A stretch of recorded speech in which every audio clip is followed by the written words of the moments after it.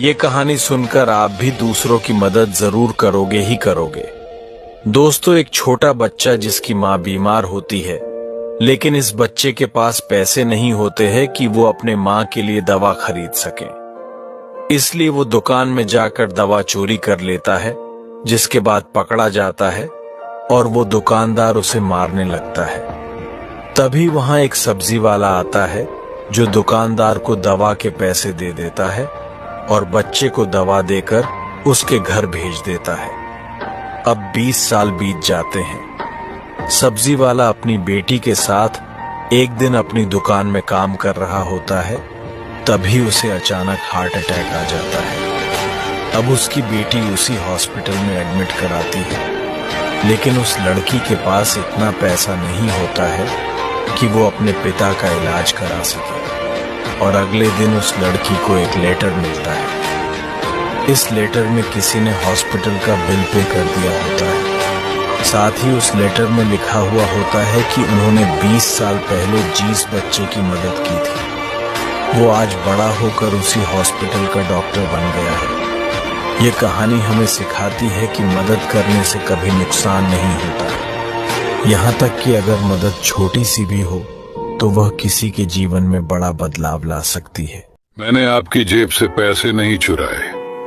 मैं कितनी बार बोलूं आपको, एक बार में समझ में नहीं आती। मैंने नहीं चुराया पैसा। सोहन ने अपने पापा को बहुत ही गुस्से में जवाब दिया और जाके चुपचाप अपने कमरे में दरवाजे को बंद करके लेट गया। लेकिन सच बात यह है कि पैसे चुराया था क्योंकि उसे फोन कर रिचार्ज करना था और उसके पास पैसे नहीं थे। उसके फोन में लगभग पिछले 20 दिनों से रिचार्ज नहीं था। बंदोबस्त कर रहा था। आज मौका मिलते ही अपने पापा के पर्स से पैसे चुरा लिए। रात हो गई। मम्मी ने खाना खाने के लिए देर से बुलाया कि आजा पापा सो गए। खाना खा ले, भूख तो लगी थी। चुपचाप गया और खाना खाने लगा। उसकी माँ ने बोला, बेटा पैसे तूने ही चुराए थे ना? मैंने देखे थे, लेकिन मैं फिर भी नहीं बोली। पता है बेटा, तेरे पापा की चप्पल 1.5 महीने से टूटी हुई है। आज उसी चप्पल को सिलवाने के लिए पैसे मांग के लाए थे। मैं उनके सामने कुछ नहीं बोली, लेकिन ऐसी क्या जरूरत है तुमने पैसा चुराया? वो जोर जोर से गले लगकर रोने लगा। माँ, मुझसे बहुत बड़ी गलती हो गई है, लेकिन अब मुझे पछतावा हो रहा है। मुझे ऐसा नहीं करना चाहिए था। उसकी मम्मी ने बताया, पता है बेटा, तेरे पापा को तुझ पे इतना भरोसा है कि वो एक बार में मान गए कि तूने पैसे नहीं चुराए हैं, लेकिन तुम उनके भरोसे का फायदा मत उठाओ। कहानी कैसी लगी?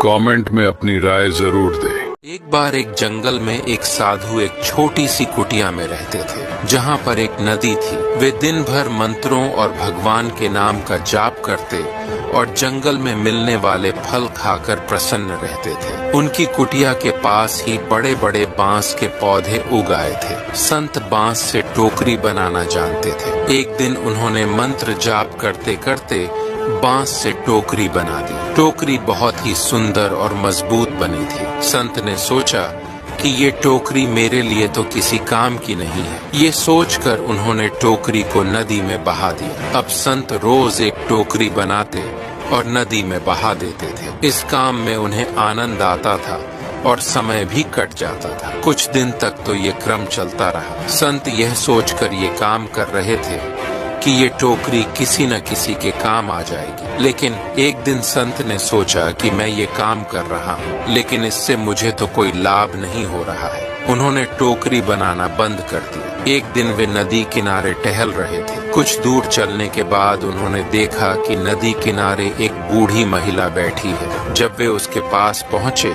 तो उन्हें मालूम हुआ कि वह रो रही है। संत ने उससे रोने की वजह पूछा। बूढ़ी महिला ने कहा, कुछ दिन पहले तक इस नदी में रोज एक सुंदर टोकरी बहकर रोज आती थी। मैं उस टोकरी को निकालकर पास के गांव में बेच आती थी। इससे जो धन मिलता था उससे मेरा जीवन चल रहा था। लेकिन अब टोकरी आना बंद हो गई है। मेरे लिए खाने की व्यवस्था करना बहुत मुश्किल हो गया है, इसीलिए मैं दुखी हूँ। महिला की बात सुनकर संत को बहुत दुख हुआ। वे तुरंत ही अपनी कुटिया लौट आए और बांस टोकरी बनाकर नदी में बहा दिया। इसके बाद वे रोज ये काम करने लगे ताकि उस बूढ़ी महिला की मदद हो सके। शिक्षा, हमें स्वार्थ को भूलकर अच्छे कर्म करने चाहिए। अच्छे काम निस्वार्थ भाव से किए जाते हैं तो किसी न किसी को उनका लाभ जरूर मिलता है। एक शाही अपने रहने के लिए स्थान की खोज में भटक रहा था। दिन भर भटकने के बाद उसे एक गुफा दिखाई पड़ी। उसने सोचा, ये गुफा रहने के लिए अच्छी जगह है। वह गुफा के द्वार पर पहुंचा तो देखा कि वहां सांपों का परिवार रहता है। शाही ने उन सब का अभिवादन किया और निवेदन करते हुए बोला, भाइयों, मैं बेघर हूँ, कृपा करके मुझे इस गुफा में रहने के लिए थोड़ी सी जगह दे दो। मैं सदा आपका आभारी रहूंगा। सांपों को शाही पर दया आ गई और उन्होंने उसका निवेदन स्वीकार कर उसे गुफा के अंदर आने की अनुमति दे दी। लेकिन उसके गुफा में घुसने के बाद उन्होंने महसूस किया कि उसे अंदर बुलाकर और रहने की जगह देकर उन्होंने बहुत बड़ी गलती कर दी, क्योंकि शाही के शरीर के कांटे उन्हें गड़ रहे थे और उनकी त्वचा जख्मी हो रही थी। उन्होंने शाही से कहा, तुम्हारे शरीर के कांटे हमें गड़ रहे हैं, इसलिए तुम यहाँ से जाओ और कोई दूसरी जगह खोजो। शाही तब तक आराम से गुफा में पसर चुका था। बोला, भाई, मुझे तो ये जगह बहुत पसंद है। मैं तो कहीं नहीं जाने वाला। जिसे समस्या है वो जाए यहाँ से। अपनी त्वचा को शाही के शरीर के कांटों से बचाने के लिए आखिरकार सांपों को वह गुफा छोड़कर जाना पड़ा। सांपों के जाने के बाद शाही ने वहां पूरी तरह कब्जा जमा लिया। सीख कई बार हम उंगली देते हैं और सामने वाला हाथ पकड़ लेता है, इसलिए किसी की मदद करने के पहले अच्छी तरह सोच विचार कर लेना चाहिए। एक बार जंगल में बाघ और गधे के बीच बहस हो गई। गधा कह रहा था कि घास का कलर नीला है, जबकि बाघ कह रहा था कि घास का कलर हरा है। इसी बात को लेकर दोनों के बीच बहुत ही बड़ी बहस हो गई और ये मामला गर्मा गया। फिर बाघ ने तय किया कि इसका समाधान करने के लिए ऐसा करते हैं, जंगल के राजा शेर के पास चलते हैं। वही फैसला करेंगे कि हम दोनों में से कौन सही है और कौन गलत। शेर के पास पहुंचते ही गधा चिल्लाकर बोला कि महाराज, क्या ये सच नहीं है कि घास नीली है? तो शेर ने बड़े आराम से उत्तर दिया, यदि आप मानते हैं कि यह सच है तो घास नहीं ली है। फिर कथा बोला, तो ये बाघ मुझसे असहमत है, मेरा विरोध करता है और मुझे परेशान करता है, कृपया उसे सजा दे। शेर ने कहा, बाघ को अगले 10 दिनों तक मौन रहने की सजा दी जाती है। ये सुन के गधा खुशी से उछल पड़ा और अपने रास्ते पर चला गया। फिर बाघ ने शेर से पूछा, महाराज, आपने मुझे सजा क्यों दिया? आपको भी पता है कि घास हरी है? तो शेर ने जवाब देते हुए कहा कि मैंने तुझे इसीलिए सजा नहीं दी कि घास नीला है या हरा। इस सवाल का इस सजा से कोई लेना देना नहीं है। मैंने तुम्हें सजा इसलिए दी क्योंकि तुम्हारे जैसा बहादुर और बुद्धिमान प्राणी एक गधे के साथ बहस करने में अपना समय बर्बाद कर रहा है, और उसके बाद वो व्यर्थ की बहस मेरे पास लाकर मेरा समय भी बर्बाद किया। ये सजा इसलिए है। उन चर्चाओं में अपना समय बर्बाद ना करें जिनका कोई मतलब नहीं है।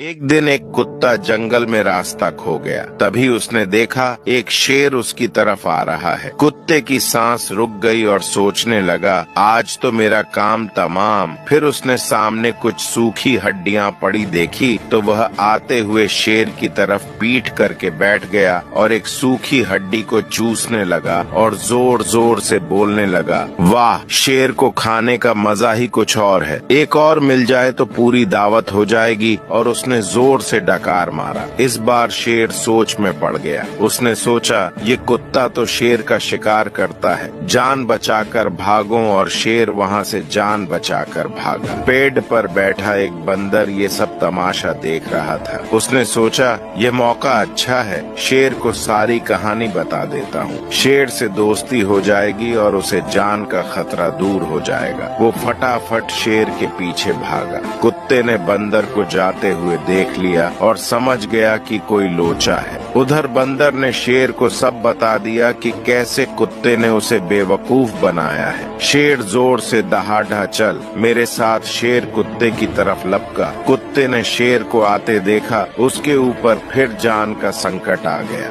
मगर फिर हिम्मत कर कुत्ता उसकी तरफ पीठ करके बैठ गया और जोर जोर से बोलने लगा, इस बंदर को भेजे 1 घंटा हो गया, साला एक शेर को फंसा कर नहीं ला सकता। ये सुनते ही शेर ने बंदर को पटका और वापस भाग गया। कहानी से सीख, एक मेहनत का काम करने के बजाय चतुराई से काम। एक जंगल में एक पेड़ की ऊंची शाख पर एक छोटा सा पंछी बैठा था। वो एक डाल से दूसरी डाल पर कूदता, फिर तीसरी डाल पर। वो निर्भीक होकर प्रकृति का आनंद ले रहा था। अचानक जंगल में तूफान आ गया। हवाएं इतने जोर से चलने लगी मानो वृक्ष टूटकर गिर जाएंगे, पर उस नन्हे पंछी को कोई भय न था। उसे विश्वास था कि वो तूफान से खुद को बचा लेगा। अगर एक शाखा टूट गई तो वह दूसरी शाखा पर बैठ जाएगा। जंगल में ना तो वृक्ष की कमी थी, ना शाखाओं की। वो जानता है अपनी शक्ति को, उसके पास उड़ने को पंख है और यही पंख उसकी शक्ति है, यही उसका विश्वास है। दोस्तों, मुसीबत आए तो उसी नन्हे पक्षी की तरह निर्भीक होकर सामना करो। मत भूलना कि विपरीत परिस्थितियों में ही हमारा सर्वश्रेष्ठ बाहर निकलता है। याद रखना कि पतंग हवा के विपरीत ही उड़ती है। मत भूलना कि जब कोई रास्ता नहीं होता तभी बहुत से रास्ते होते हैं, बशर्ते हमें खुद पर विश्वास, अपनी क्षमता पर भरोसा हो। फिर मिलेंगे दोस्त अगली वीडियो के साथ। तब तक के लिए अपना ख्याल रखना और हमेशा मुस्कुराते रहना।